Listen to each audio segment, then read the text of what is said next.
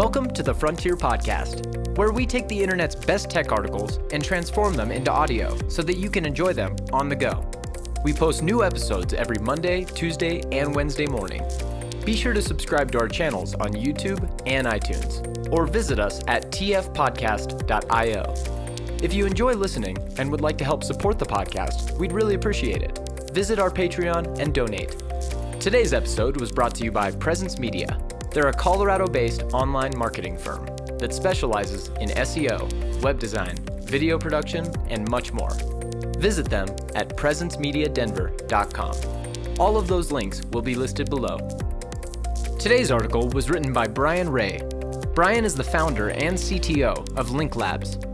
As the chief technical innovator and leader of the company, Brian has led the creation and deployment of a new type of ultra-long-range, low-power wireless networking, which is transforming the Internet of Things and M2M space. Today's episode is titled IoT for Healthcare, a $163 billion opportunity. If you'd like to read the original article, including the embedded images, you can find it on iotforall.com. That's iotforall.com. We'll have that link listed below. IoT for Healthcare, a $163 billion opportunity. Wearables, mobile apps, database diagnostics, and more could revolutionize the way patients access and receive medical services. Internet of Things enabled healthcare. Healthcare is a highly valuable, albeit highly contentious industry.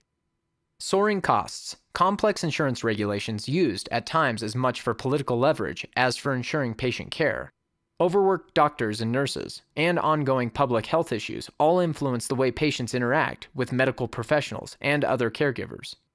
To some extent, all of these problems, along with many others that plague healthcare service delivery, could be streamlined and outcomes improved through better access to real-time information, innovative monitoring techniques, and predictive diagnosis, all solutions the Internet of Things can enable. IoT as a healthcare industry disruptor. Based on research conducted by Accenture Consulting and published earlier this year, 73% of healthcare executives think IoT will be disruptive within 3 years. In keeping with the broader theme impacting enterprise IoT adoption, the research further finds that only 49% of healthcare executives say their leaders completely understand what the IoT means for the industry. Despite an apparent hesitancy, digital research firm eMarketer projects a $163 billion value for IoT-related healthcare by 2020, representing a compound annual growth rate of more than 38% from a 2015 baseline. An executive summary in the research report outlines a number of key use cases. Internet-enabled devices and sensors seamlessly collect and analyze real-time health and fitness data, connect entire networks of medical devices, locate healthcare-related assets, streamline patient care and medical research. It's also tracking pharmaceutical inventory, helping elderly patients stay safe in their homes, and powering prescription bottles that remind people when to take their medications. IBM has tailored its cognitive data analysis platform, Watson, for healthcare, and has placed major emphasis on its health-related products and services. For Watson Health, IBM cites 4 primary benefits of data insight created by connected appliances. 1. Optimized organizational performance. 2. Better customer engagement. 3. Enhanced decision-making. And 4. Management of patient experience while gaining cost efficiencies. Beyond just healthcare, the Watson product line is further segmented to address fields such as genomics, drug discovery, patient management, and oncology. Dr. Andrew Norton, Deputy Chief Health Officer for IBM Watson Health, took a closer look at the oncological cancer treatment aspect of Watson. Norton described the process as, quote, patient's medical data is fed into the cognitive computing system, and Watson provides the doctor with a ranked set of treatment options along with the rationale and supporting evidence for each approach, end quote. Sort of like getting a second or third or fourth, you get it, opinion. In practice, physicians in Bangalore, India agreed with Watson in 96% of lung cancer cases, in 93% of rectal cancer cases, and 81% of colon cancer treatments. Doctors at Bamrungrad International Hospital in Thailand agreed with Watson 83% of the time. It was 73% at Gakuen University Jil Medical Center in South Korea. Norden, who practices oncology, wrote that he consults other doctors to explore various treatment options. Quote, "Sometimes those different opinions prompt a change in my treatment decisions when I review the supporting evidence. And sometimes the opinions simply corroborate the treatment that I had planned, boosting my confidence in the decision. That is exactly how Watson is intended to aid in clinical care." End quote. Common use case, temperature. Another interesting IoT use case that, while not directly touching patients, has a very real link to quality of care. According to a case study published by Vodafone, fragmentation in pharmaceutical supply chains coupled with temperature-sensitive medications results in 1/3 of medication being, quote, "corrupted by the time it is used," end quote. The analysis says, quote, "It's not unusual for medicines to see as many as 30 handovers on their way from factory to warehouse to patient. But it is also an issue with patients. Many fail to store their medications correctly," end quote. To solve this, Vodafone worked with a company called Anttail to attach small sensors to medication packaging that monitors temperature, movement, and light. Embedded in the sensor is a Vodafone Global SIM, which connects to the carrier's network. In a slightly different application, a company called Blue Metal was tasked by Weka Health Solutions to build a portable refrigerator that could be used to deliver vaccinations. The unit, which feeds data to the dashboard application, uses more than 40 sensors to send telemetry. There is a pressing global demand for modernized vaccine distribution around the world in a way that keeps vaccines fresh, secure, and accounted for. Weka Health Solutions COO Alan Lowenstein said in describing how the fridge aids in, quote, "enhancement of patient safety and overall improvements to supply chain workflow," end quote. Blue Metal won the 2016 Microsoft IoT Worldwide Partner of the Year award for its efforts.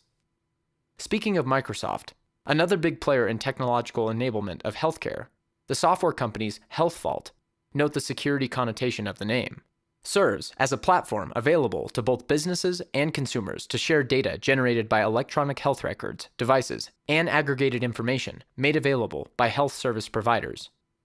Doctors can use this tool to send encrypted information to patients, and patients can upload information from third-party apps and make it available to their physician. Toward 5G. In a recent report published by Ericsson Consumer Labs titled From Healthcare to Home Care, the Critical Role of 5G in Healthcare Transformation, the Swedish network infrastructure vendor's research arm, based on survey results, concludes that patients want to take control of access to and quality of healthcare using telemedicine, mobile applications, and wearable IoT devices.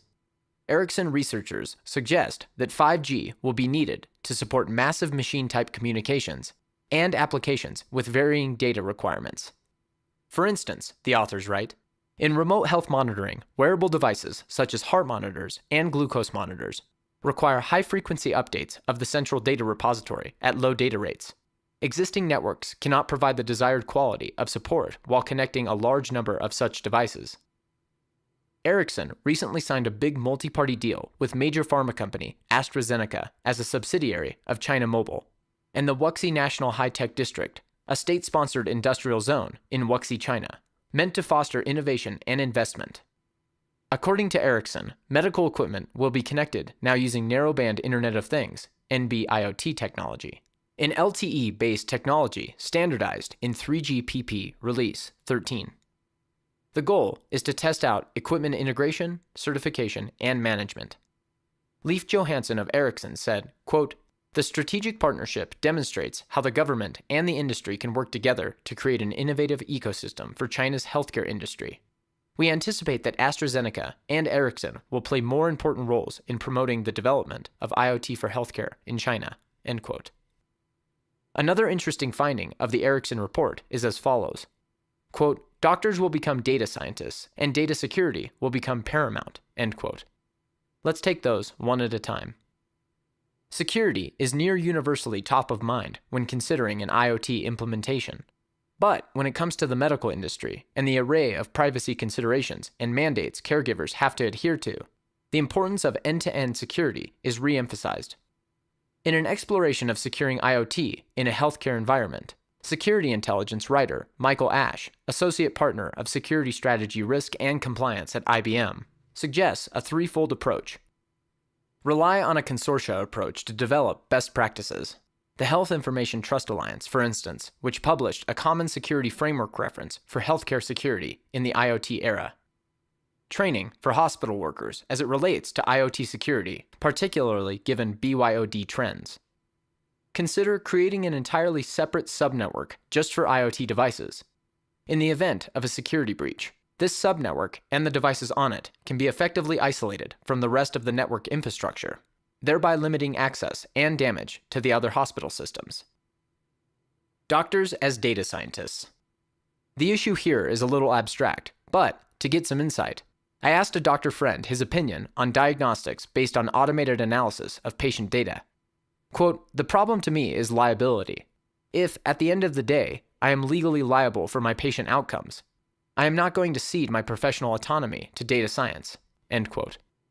But there's optimism too. Although one medical professional expects a gradual adoption to give rise to a new type of medical worker and new method of patient interaction.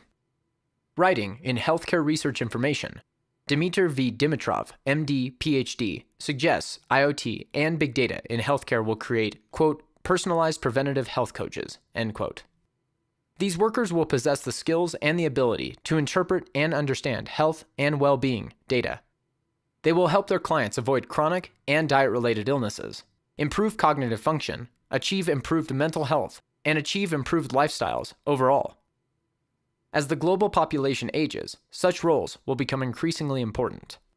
Dimitrov further identifies challenges to adoption of IoT in healthcare, beginning at the most foundational level, connectivity.